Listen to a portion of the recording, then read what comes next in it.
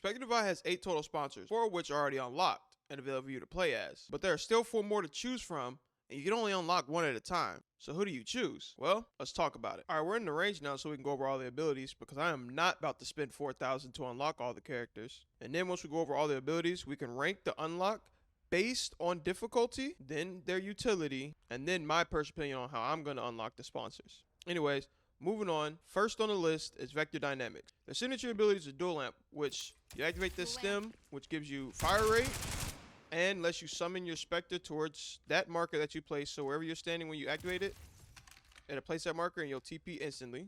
So, for instance, I'm standing here, and then it place it there, I can TP it there. And this will reset on kill. As you can see, the bar was basically empty. Got the kill and it reset. However, you don't get the TP ability back. It just keeps the fire rate. Next is the wall, which has 2 modes. The first one, which is a slow wall, lasts for 10 seconds. The second one is a fast wall, which lasts for 6 seconds. And both walls can be shot through. And the last ability is the nanosphere, which can bounce off walls and allow you to get some. Basically, think of this like a Roomba from Valorant, Raze's Roomba. That's basically what this is. Except you can only throw 1 out at a time, and then it's gonna go on cooldown until the other one goes out. And then if it hits somebody with the net bubble, it'll do 90 damage over time. And then you'll be able to throw another one once the timer goes off. Charging nanosphere. This too can be shot. I don't think I can do it because it's friendly, but you can shoot it in both that mode with the bubble still there, or even when the bubble's gone and it's attacking you, you can also shoot it and not take the full 90 damage, which you will want to do. If you see this coming towards you, shoot it. But you can get some really good lineups. One of good example is Jail on Skyway. If you can learn a lineup, you can clear all of Jail and have that, you know what I'm saying, without having to face clear it. Next is ghostlink, which is really good on Metro. Maybe commons, I don't know because I don't have them.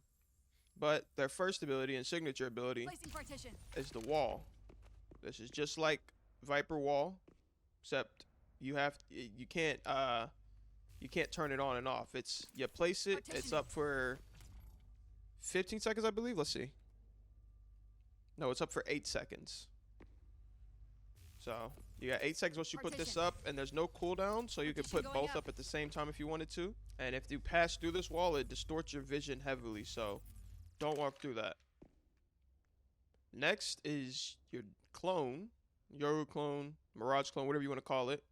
Has 3 modes, which is run, walk, and then crouch walk. To access crouch walk and slow walk, you just have to hold shift and hit E, or whatever you have your keybind as. That'll be a walk clone, and then crouch walk, crouch, activate the ability. You have crouch walk. For run, you just hit it and it'll run. And then if somebody shoots these, which obviously it's friendly, I can't, there'll be wall hack ping, and you'll be able to see them straight through the wall. Free kill. And these last a good amount of time. These last for 5.5 seconds. And passive of it, which doesn't really get used much, and I don't know how you would use it, is if you move your character, a dupe will be there instead, while the real one's over here. So they shoot this, get pinged, now you know they're flanking. And last, probably the best ability in their entire kit, besides obviously the wall, is the dead zone, which just giant circle, and if you walk in it, your vision gets very distorted, and if you go in the middle of it, you literally can't see anything. Alright, dead zone. But as you saw earlier, if you're outside of it, then it won't affect you. It will a little bit, like as you can see, the outlines here just barely offset, but that's not going to cause you to lose a gunfight, hopefully. But if you're in it, you can still kind of see as long as you're on the edge. what I'm saying? It's still fightable as long as you're on the edge. Obviously, you want to be out of it. But if you're in the Pop center, dead zone. consider yourself cooked because you can't even see anything. All right, next we have Moo or Mew. I don't know how to say it, so I always just say Moo. First is Patches or the heal bot, whatever you want to call it. And it's just this giant zone that'll heal you over time. And then that's a stationary mode. This has also a moving mode and will bounce off of walls if it ends up colliding with one. And people can see this. I believe they can also see the giant radius around it. I'm not entirely sure because I have yet to see somebody play with this. So I don't quite remember, even from the betas. I don't remember seeing, I don't think you can see the ring actually. But if it hits a wall, it'll come back.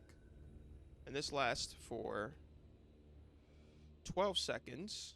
And this can heal up to 80 health, kind of like Bloom. But unlike Bloom, Moo can actually get the full 80 health instead of it being half. So you don't have to worry about being selfish or not. You just plop it down and you get free heals. That's their signature ability. Next is their flashes, which don't blind teammates but blind enemies and give you a LSD type effect. So if you're playing as Moo or have a friendly Moo, you don't have to turn from these. You can stare right into the sun and be fine. Whereas if you're playing against the Moo, then if this thing even hits behind you, it's gonna fuck you up. So there's no turning away from this at all. But good thing is it's not a full blind, so if they swing close to you like this, you can still fight back. But say you're all the way back here and get blind, well, good luck fighting back. You don't have to duck behind cover. And then last, the main reason why people play this sponsor is due to their Hyperdome. It allows you to have fast recalls on any map besides Skyway. And as of right now, Skyway is the only map with fast recalls. Plus, not to mention the bubble shield that can take a few bullets. So this is the best part about Mew right here, or Moo. If you want to play this character, it's for this reason. It's not because of this, even though it's cool. It's not because of the flash, because the flash kind of sucks unless you're far back right here. It's for these recall zones. These recall zones are very overpowered. If you don't use them when you see them, you need to start using them. They speed your recall up tremendously. And last but not least is Umbra. Umbra is easily the hardest sponsor in this game. Let's go over their abilities real quick.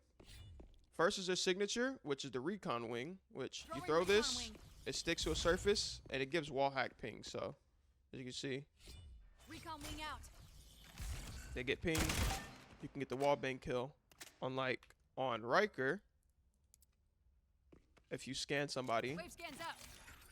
you don't get a wall hack ping, you just get a diamond, which you could still, you know what I'm saying, spray them through a wall. But if you get this ping on Umbra, it's 10 times easier because you can see their entire outline. However, this does have a small, it's not small, but it does have a radius around it. So there's a chance of missing it. Unlike Riker, where they have that massive scan wall coming towards them, this one you gotta be a little bit more precise with. Next is their heartbeat scanner, which we'll talk more about this later. But as you can see, it shows a small diamond, kind of like how Riker does. And this lasts for 30 seconds and pings every 2 seconds, which is really good. The only problem with this is this has a very small range. I don't know if I'll really be able to show it because I don't have a map. But it's a very short range. And a lot of times, as you're learning how to play this character, you'll hit your pulse and people will just swing out and kill you because of how short it is. And I'll explain that just a little bit more in a second. The last ability is their flash, which can go through walls. This flash is very good. Very good. Just based off the fact that it can go through walls. It does have a line. Everybody that's in this line will get flashed. And it'll be a free kill for you because they can't see anything. Just know one thing. This drone can be shot if they can see it. But if you're smart about it, and you throw from Throwing here, glare burst. then there's no way for them to even fight back. But let's talk about this heartbeat scanner real quick. Remember this diamond? This is for your other body to use. I mentioned that a little bit with that. But whenever you have this diamond and you know what I'm saying, ping somebody, you have two options. You can either upgrade your recon wing or you can upgrade your flash. It depends from situation to situation, but you'll usually want to use the flash, which will drop the flash in that big circle directly on top of them, making it literally unavoidable. Just reset this real quick. And the next one, your recon wing, is the same thing, except you don't have to throw it. It's directly on top of them. It's unavoidable. There's nothing they can do about it. You drop it, they get pinged. Everybody that's in it gets pinged. And it's just free wins.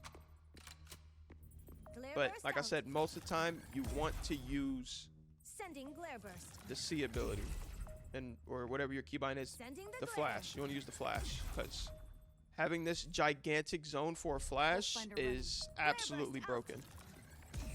How would you possibly dodge this? Usually what I would do in the beta is you have your body somewhere scanning. They walk into the scan, you flash, and then swing out, get the kill off the flash. So let's say this was Island on Skyway at your blue boxes or back jail, and you have your body mid scanning it. Well, as soon as they get pinged, you can flash or do the recon wing and just spam them. It's up to you. Flash gives them less chance of fighting back, but a lower chance of getting the kill. And recon gives them a higher chance of fighting back, but a higher chance of you just instantly winning because you can spam them easier. But remember, as I said, this is the hardest class to play because you have to know how to use both bodies efficiently and where to place both bodies efficiently. If you can't do either of those, then there's no point in picking this class unless you want to learn as you play the class, which is entirely possible. It is what I did, but it's extremely difficult and will be very frustrating, especially if you don't have teammates who talk to you. If you play solo, this is going to be a really difficult character until you really learn it. If you play in a 3-stack or with a duo, it's going to be much easier because you can tell them, hey, watch this so my other body doesn't get killed. There's also one more thing I want to mention, and that's sometimes, see, as you can see, it pulled out my knife even though I had my shotgun out instead of the pistol. So make sure before you get ready to scan something, you pull out your pistol at least once and not have your knife as your last weapon, because it's going to pull out your last weapon from your secondaries, either your pistol or your knife. So make sure you pull your pistol out whenever you do it, just in case they push you. You can protect yourself. You don't want to be caught with your knife out and your pants down. All right, now it's time to rank them. And to start, we're going to be doing it based off of sponsor difficulty. And as I just said a minute ago, Umbra is by far the most difficult sponsor in the game currently. This is non-negotiable. There's no debate about this. Umbra is the hardest sponsor, but that does not make them bad whatsoever. Now, the next hardest sponsor is in between ghostlink and Vector, but I have to give it to Vector because of their wall, their dual lamp, and their nanosphere all have sharp learning curves. The dual lamp being the easiest doesn't make it easy, because you got to know where you're positioned and where you're going to be TPing your Spectre and what time to use the dual lamp to get effective usage out of it. Same with the walls. You can either left click for the 10-second slow wall, or you can right click for the 6-second fast wall. If you don't know what you're doing, you might end up using the wrong wall, which will get you killed. And with the nanosphere, that one is more or less just lineup dependent, to be honest. But as of right now, we don't have custom games, so that makes it harder. Next up is ghostlink. Don't pay attention to me putting an S or A tier. This doesn't mean anything. I just drag and drop in it. Next is ghostlink, as I said, because of their dupe and disruption nade. A little bit because of the wall, but not really. But as ghostlink, you have the dupes. If you don't use the dupes right, you're missing out on a big part of the sponsor.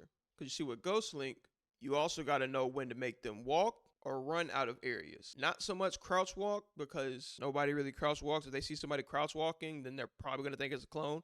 Maybe you could use that to your advantage. It's entirely possible. But, you know, it's just mind games that you have to play. With the disruption nade, you have to have lineups and know where it's going to hit, how long it's going to be there for, and where they could hold from behind it and potentially kill you. If you don't know these things, it's going to mess you up. And last is Moo.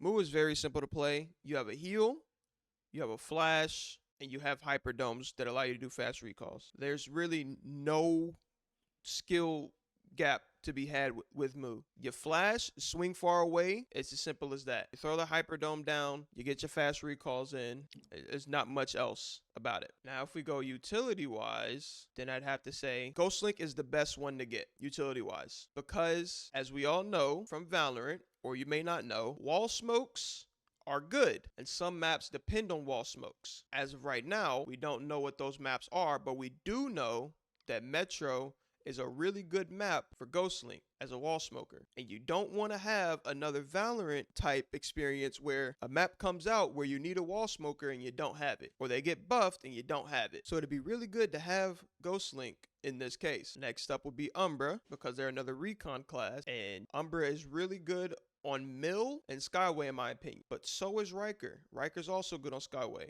Not so much Mill in my case because I suck with Riker on Mill, but on Skyway, Riker and Umbra can really fight for that spot. It leans more towards Riker because it's such a big map. You can clear a lot of areas, but on Mill, you can do a lot with your heartbeat scans if you can get your clones placed in good spots. Next up will be Moo, as they have a heal, a flash, and fast recalls. And as I said in the last section, only one map has fast recalls. So really, Moo is a very valuable sponsor to have because of that. But I would justify unlocking them before unlocking Ghostlink or Umbra. Unless you're turned off by the fact that Umbra is very difficult, then you can swap it like this. And then last would be Vector Dynamics, as they have the least amount of util compared to the other three. They have a selfish piece of utility, with that being their dual lamp. They have a wall, which it's good, and their nanosphere is also good to help clear things, but Umbra can do that same thing, and they have a flash. Like, all of Umbra's utility can be used selfishly or for the team. You can't say the same about Vector. And as far as how I'm gonna unlock them, it goes like this. Ghostlink, as I said, because you're probably gonna want to have a wall smoker just in case you need it for a certain map that comes out or they get buffed. You don't want to be stuck without it.